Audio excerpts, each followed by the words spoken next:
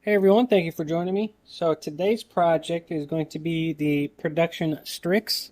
And as you guys can see, I already disassembled it here. But I did customize this knife a while back. And I'll leave a link up to that video up here in the corner. You guys can check it out if you haven't seen it already. But I have a customer order who wants something similar. But we're going to take the fat carbon here. This is the Dunes fat carbon. Beautiful material. And what we're going to do is take some of this stabilized spalted maple. There's still some spalted sections in there, but it'll expose more once I remove some material. But let me show you real quick what we're shooting for here. So the customer is wanting a bolster here. So what we're going to do is something like this. I'm going to get the angle just right before I actually commit to doing the spalted maple section. But this is what we're shooting for. And what I'm going to do here is create the scale out of the fat carbon first. That way I have a strength, because I want strength throughout the whole scale. And then I'll be epoxying the wood onto the scale itself. So what I'm going to do is get it completely shaped and then get that bolster angle. And then find that sweet spot and then epoxy it on, and then we're good to go. So what I'm going to do is set this up on the CNC, and that'll be the first step to get the hardware holes all laid out perfectly. That way, when we go to install it, everything fits up nicely. So that's what we're going to do, and let's get started. So I clamped the Dunes fat carbon onto the CNC, which is going to do most of the work for me. Now this is a plus because now that I have it programmed into my computer, I can now in the future use it on different materials and the layout will be perfect. I went ahead and installed all the hardware just to make sure everything lines up and fits up perfectly, which it does. Now I'm just tracing the outline of the original scale onto the underside so that I can use it as a guide when I remove extra material. Here I'm installing the tool I made. Basically this tool is a stop pin locator. This is something I made a while back when I customized my first STRIX, and that way this helps me locate the stop pin, as you can see right here. Makes my life a lot easier. I went back to the CNC to create the recessed pocket for the steel washer. This is what the bearing is right on, and just making sure the depth is right and everything fits up. So you can see it did a beautiful job and it's nicely centered. Here I'm just taking the material and placing it in my vise and using my cutoff wheel to remove the excess material that I will not be needing.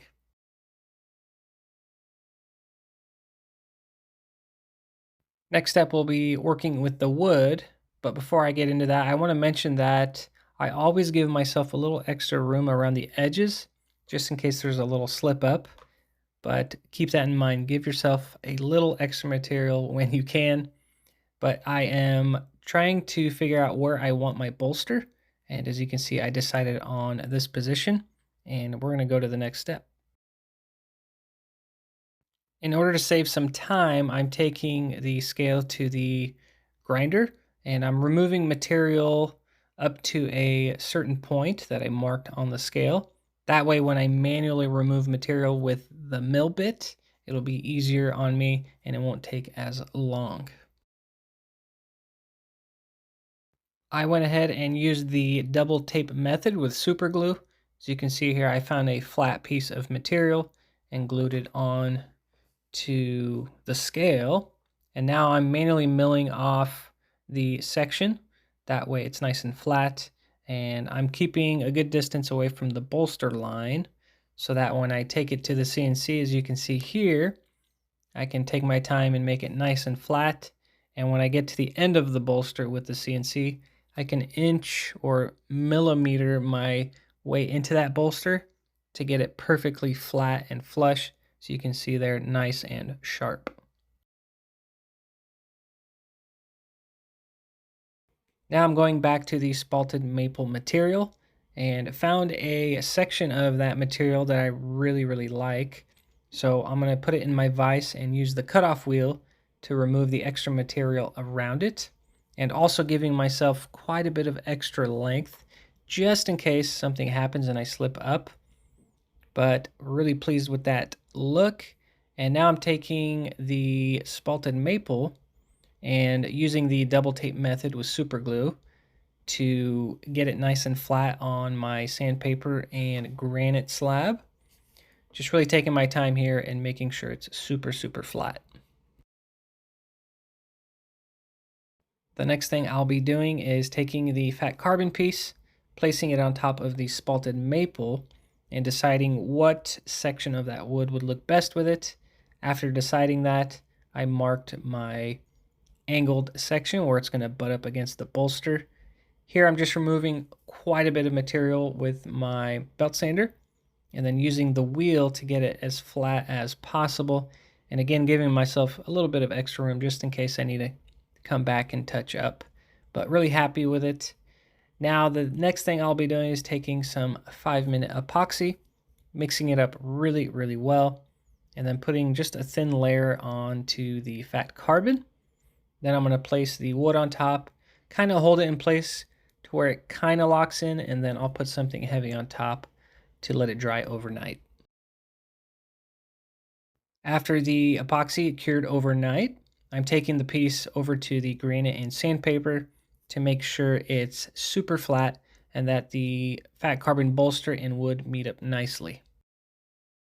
Since I epoxied the spalted maple onto the fat carbon, I now have to re-drill the holes that were there previously. But it's kind of nice that when you epoxy over holes that already exist, all you got to do is flip it over and you basically have a guide through those holes again. But then I countersunk the holes as well, as you can see here, nicely countersunk. Here I'm just removing the wood material with the belt sander and getting it as close as I can to the fat carbon shape. But once that's done, I reinstalled the original scale, or the frame lock side, and tracing the shape of the scale onto the bottom section of the new scale, just so I have a nice guide when I take it to the belt sander.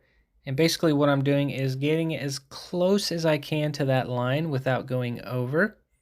That way I have a little bit of wiggle room in case something happens. And another reason I'm doing this is so that when I take it to the router bit, I'm not removing too much material. Because if you do remove a lot of material on a chunky piece with the router, it tends to rip it off or kind of damage it and feather it, and it just doesn't look good. So that's why I like to get it as close as I can to that line, because it makes it very clean on the edge. I went ahead and added some tape onto the original scale to protect it from the hand sanding that I'll be doing. I'll be taking some 240 grit and some flat pieces, and I do have a little round bar in there for the curved sections of the scale, but I'm just going over it to clean it up and make it nice and flat against the original scale. And again, just doing some final touches and making it look really good on the edges. Here I'm just using the CNC to engrave my logo on the underside of the scale. This way it just makes it more accurate and a lot more clean. I went ahead and put a piece of material on the back side of the scale. Again, using that double-sided tape method with super glue. That way I have a handle to grip onto with my fingers so that I can contour the scale and get the shape that I need to get without hitting my fingers. But as you can see, nicely contoured. Here I'm taking the original show side scale and placing it on top of the new show side scale and creating my guideline of the top bevel that is on the original scale. And I'm using a pencil to create a guideline to go off of and stay within so that I don't get off track. But I'll be using the Dremel to carefully remove a little bit of material and create that concave bevel. This one's a little tricky. It's always been a little tricky when it comes to this bevel. But after using the Dremel to get it where it's pretty close, I'm going to be taking a copper pipe that fits that radius or that concave section of that bevel, wrapping some sandpaper around it, and using that to really just slowly remove a little bit of material at a time until I can get it exactly where I want it and am happy with it.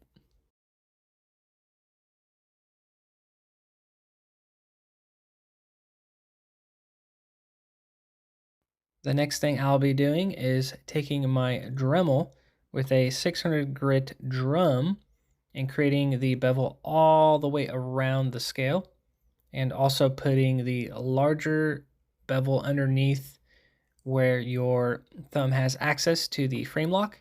And you'll see here in just a sec, I added that larger bevel underneath. The last thing to do is add the tung oil to the spalted maple wood. I think it really enhances the color. Not only protects it, but it also brings out that chatoyancy, as you can see here.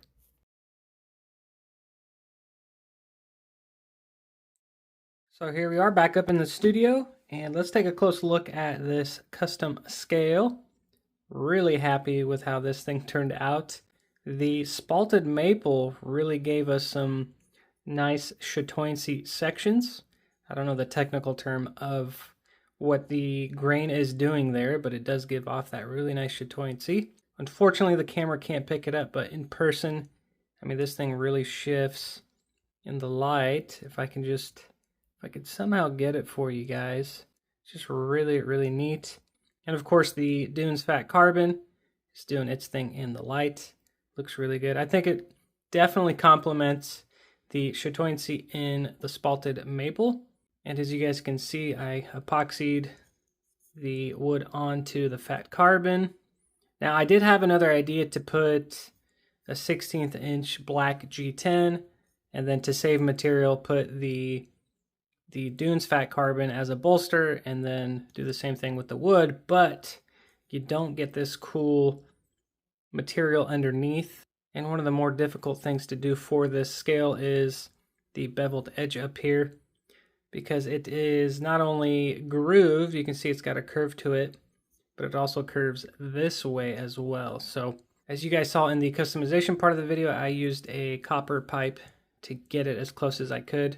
It does work, it just takes quite a bit of time, but it came out beautiful. And then I beveled it slightly like the original. Now I will be installing this on my second run of the production STRIX. This is the all blacked out version with a black washed gold anode. I think it looks really good. But I want to install it on this one to make sure this will work on the customers as well. So this is the knife that I didn't base it off of. So we're going to see if everything lines up. But here's the one I did base it off of. You can see I scratched through, which is a little unfortunate, but that's not too big of an issue because I will be re-anodizing this a different color. I'm just not a fan of this yellowy golden, I don't know, it's kind of like mustard. I don't like it. But anyways, enough talking about it. Let's install the custom scale onto the blacked out version and see what it looks like.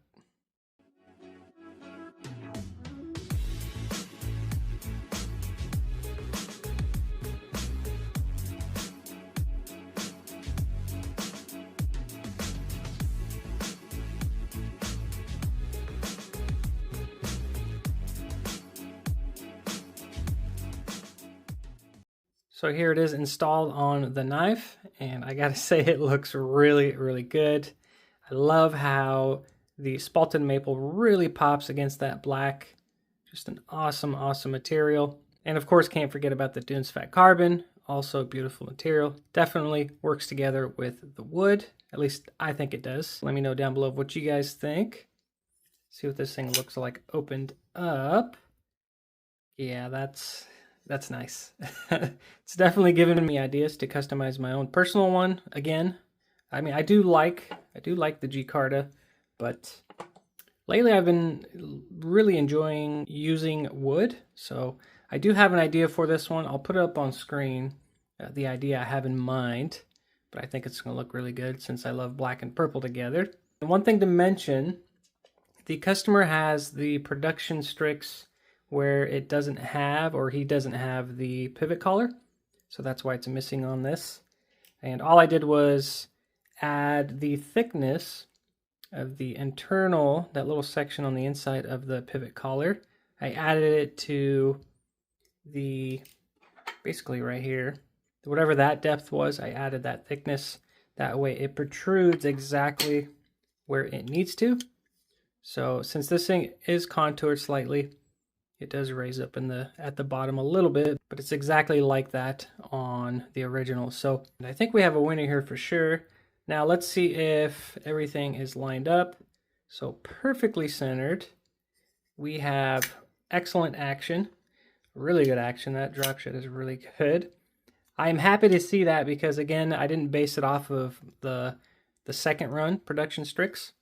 So the fact that it works beautifully, I think it's going to work perfectly on the customer's knife as well. Install is very, very easy. But yeah, action's good. Everything lines up, perfectly centered. And access to the frame lock is really good. Super easy to get into. Couldn't be happier. And as always, you guys, thank you for watching. I really appreciate your support. And I will see you guys on the next one.